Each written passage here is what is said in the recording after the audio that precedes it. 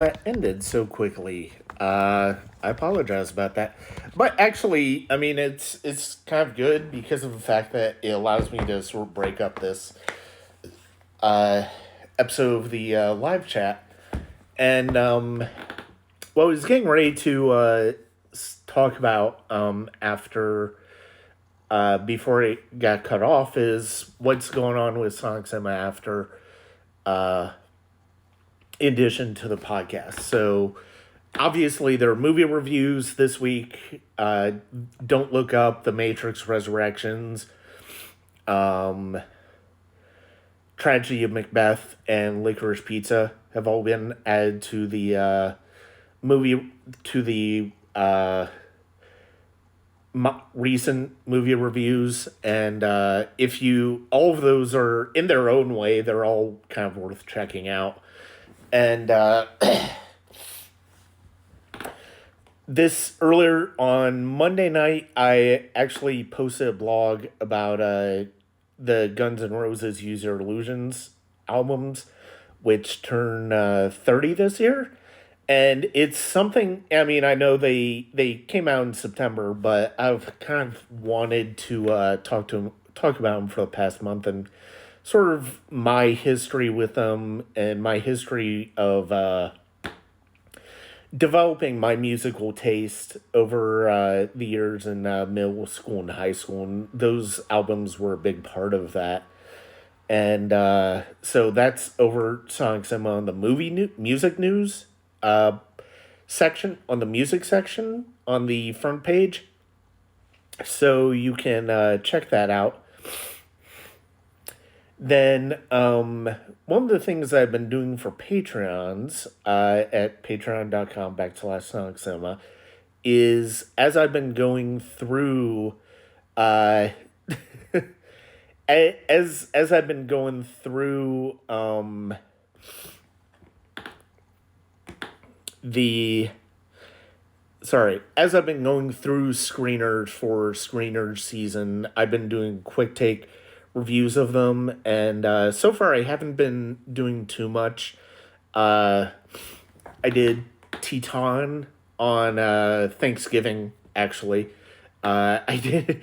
I would have chosen a different movie if I expected my wife to essentially be watching it with me, but because it just was not her vibe whatsoever. So Teton, Lamb, and The French Dispatch, which I finally got around to seeing. All of those I've kind of done quick takes on. Today I picked it back up with Tick Tick Boom, Lin-Manuel Miranda's musical, based on the Jonathan Larson musical with Andrew Garfield.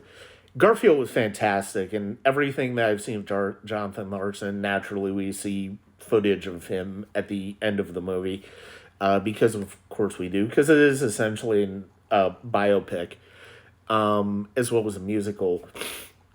And Drew Garfield was fantastic. I think of his main performances in terms of this and The Eyes of Tammy Faye. I'm not including No Way Home. Spoiler alert, he's in No Way Home, if you didn't already know. If you did, well, you might have read my review where I do discuss that he and Tobey Maguire are in it. But he's fantastic in Tick Tick Boom.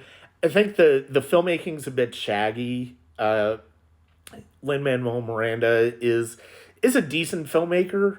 I don't think he does a particularly great job, but actually I kind of like how I kind of like how loose the filmmaking is of this. It shouldn't necessarily be something like In the Heights. It shouldn't necessarily be something like West Side Story. And I actually kind of like that. So, and then the music is terrific. I've loved Rent since I saw the Chris Columbus movie in 2005. So, I really love that movie, and it really, it's funny because it's Tick Tick Boom is about Jonathan Larson, the anxiety Jonathan Larson was going through as he was getting ready to turn 30. And one of the things that he talks about in the story is that he's stressing out that Sondheim had his first musical on Broadway at 27. And I think one of those things is, until you get to 30, I don't think you can appreciate just how stressful turning 30 is. I know 30 for me was a really pivotal year, and I have very quiet 30th birthday. Like, I basically went out to dinner with my parents after working, and I think that was about it. Uh, I just didn't really do much that day. A month later, I was going to be in the hospital with pneumonia and a collapsed lung, but that's another story for a different day. Uh, and I'll probably be telling you on a podcast here in the future. But one of the things that I was dealing with as I was turning 30 is the fact that I'd been at the theater for about 6 years. I'd had big ambitions when I was in college of being a film composer, being a filmmaker, even. And I'd already started working on my film in Wimble Hand at this point. And I'd already scored some short films for some friends at this point.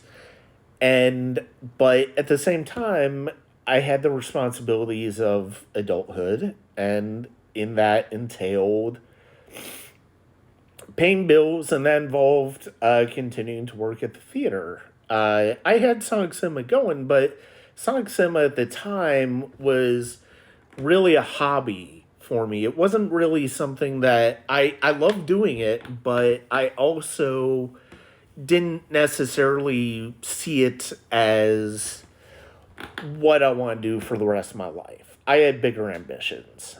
And that was weighing on me when I was 30. And it didn't help that I wasn't at the same time position in my life that my parents were when they were 30. Because around the time they were turning 30, they were having me.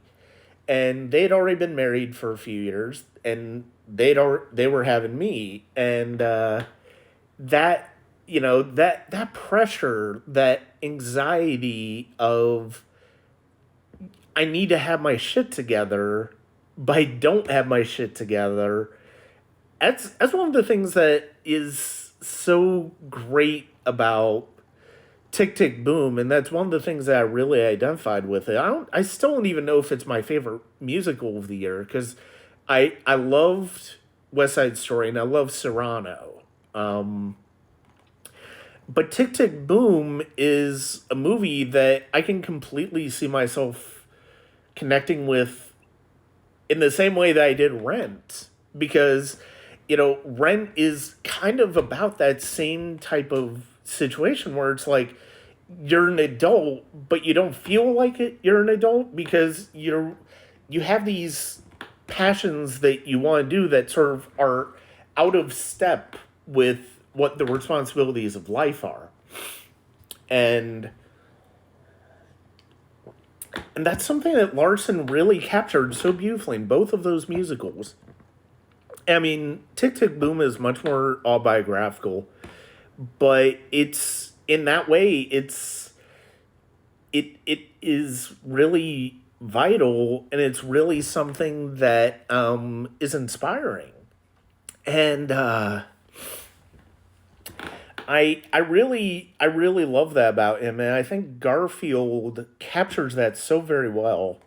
I mean, that's part of the reason why I can't really complain too much about the filmmaking on Miranda's part, because if you look at Rent, you see what Chris Columbus did. Chris Columbus is a considerably stronger filmmaker uh, than Lin Manuel Miranda, but he kind of saw that in order to make that material feel alive on screen, it's got to be a little rough around the edges. I mean, it can't be polished and precise. like you normally do a musical. And so I think that's one of the things that was so impactful for me about uh, Tick Tick Boom. And it's one of those things where you know, is that going to be one of my favorites? I don't know. I'm still kind of sussing out whether that's going to be make the cut for me, but it's one where I can see myself returning to it and really appreciating it even more and even more because uh, I love movies that I can see a part of my life in it and you know, one of the movies that were I was on my list of best films from 1998 or 1996, sorry. And I wrote about when I wrote about the movie earlier this year, Steve Buscemi's Trees Lounge. And it's funny because of the fact that I'm not a drinker. I'm not an alcoholic. I've never had like a bar that I could go to where it's like, you know, I could just relax. It wasn't who I was, but the feelings that you get out of his character in Steve Buscemi's character in that movie, I remember moments in my life where I felt the same way. And you know, it's funny because I saw the movie considerably before my 20s and 30s, but I love the movie in my I love the movie when I saw it in 96, 97. Is that because I kind of felt that that might be the direction of my life? Is it because of the fact that I even then kind of recognized something about myself I wasn't even necessarily ready to admit at that point? I don't know. But rewatching it earlier this year was just a wonderful experience. And, you know, that's kind of the same thing I kind of felt about Tick Tick Boom. And it's on Netflix, obviously. It's well worth checking out. Andrew Garfield is fantastic in it. If you're a fan of the songs of Ren, I think this is really going to connect with you on a musical level. Jonathan Larson was very particular as a musical storyteller, and I think those two musicals really show that very well. I mean, I think Miranda, even if the filmmaking prowess is not great, I think I think it's obvious that he has a lot of affection for Larson. And so I would say Tick Tick Boom for that reason alone is well worth it. Um, this weekend, before I was able to dive back into screeners, I had one more release from the Film Detective, the specialty label that they pick up. They release special editions of older films, 30s, 40s, 50s, and they're just sort of forgotten and haven't been seen for a while. And I had one more big thing to uh, review from them for the end of the year, and it's one that I wanted to bring up because it's really a terrific set. Is the Sherlock Holmes Vault collection. If you're a fan of Arthur Conan Doyle's character, if you're a fan of Sherlock Holmes on in pop culture in general, I think it's well worth it. It is 4 discs, one with each with a film of a Sherlock Holmes story from the 30s, and a lot of the bonus extras, they've got commentaries, they've got little video essays, but more importantly, they also have short films and TV episodes from later in the silent era, and it's very exciting. Those in particular are worth watching, and they alone make the box set pretty worthwhile. It just came out this week from Film Detective, and I can't recommend it enough. And it really makes me want to not only go back and watch the Robert Downey Jr. Sherlock Holmes movies, especially since I haven't seen Game of Shadows in 10 years and I kind of fell asleep during that, but that's a whole different story. But it makes me want to kind of dig into some other versions of Holmes I'm not as familiar with. And it's well worth checking out. If that's something that interests you, I would say it's well worth it. I've got one more repertory review, and it's going to be a Howard Hawks movie. It's going to be Land of the Pharaohs, and this is one that I've been familiar with in name, and seeing some of the images from Personal Journey with Martin Scorsese through American movies. And I'm really looking forward to watching it. I was originally going to do like Red River, but I wanted to try to do something relatively shorter. And this is one that I like the idea of doing at Epic and kind of going outside of what Hawks is normally uh outside normally of what Hawks did as a filmmaker. And so I'm looking forward to checking that out. One of the things that, and then I'm probably going to go back to and actually try to hold on to the commitment of just doing two repertory reviews a month, because I actually and trying to be very judicious in those choices, because I miss a few filmmakers, and with screener season and everything else, I kind of got sidetracked on doing some of those. But I will say the bookend filmmaker for 2022 for repertory review is going to be Jane Campion. I And part of that is The Power of the Dog, but also I've been kind of wanting to see The Piano again. I've been kind of wanting to see Portrait of a Lady again, and I'm looking forward to diving more into her work. And so she's going to start off 2022. Then I'm going to catch up with some of the filmmakers that I missed at the end of the year. People like Kurosawa and Hitchcock, Spike Lee, and other filmmakers that were normally supposed to be part of my bookends, but I just ran out of time for this year. And that brings me to another thing that I'm going to do, and I'm not quite sure how I'm going to do these yet. Whether this is going to be just a Patreon thing or if it's going to be something that I put online, but they will be quick take videos.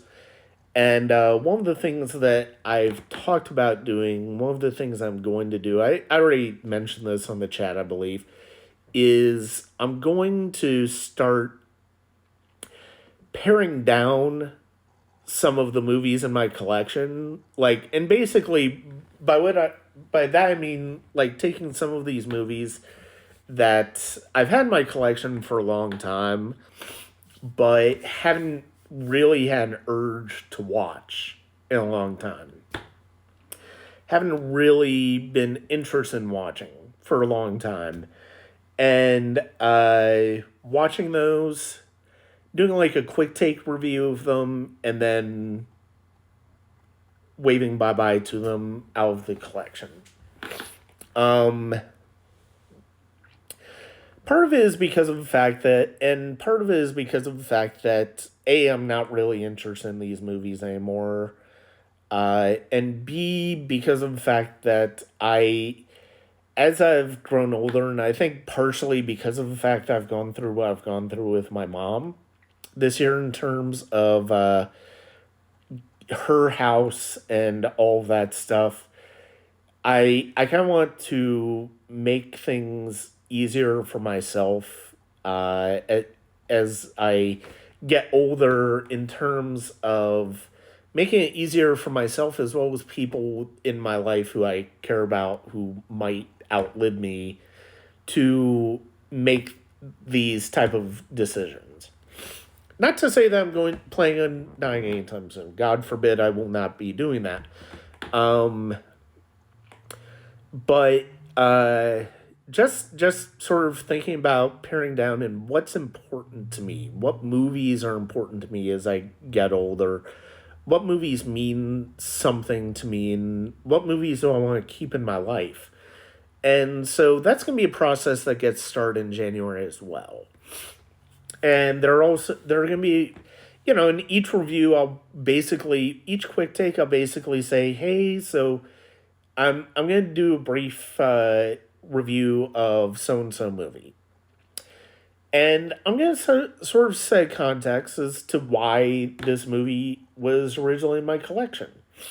And some of the reasons are going to be, a bit embarrassing now, but at the same time, it's just what it is. So that's one of the things that's going to be going on in 2022 as well. I think that's going to be it for this episode of the Sonic Cinema Movie Chat. I am planning on doing this next week as well, and hopefully with a little bit more. But thank you very much for watching over this past year. I know it's been erratic. It's just kind of been the nature of my life with work and going back to work and everything. But thank you for watching. Check us out at patreon.com/SonicCinema. Subscribe and rate and review at Apple, Spotify, and the Sonic Cinema Podcast YouTube channel. As well as, of course, keeping tabs on things at www.sonic-cinema.com. Thank you very much, and I hope you have a good night.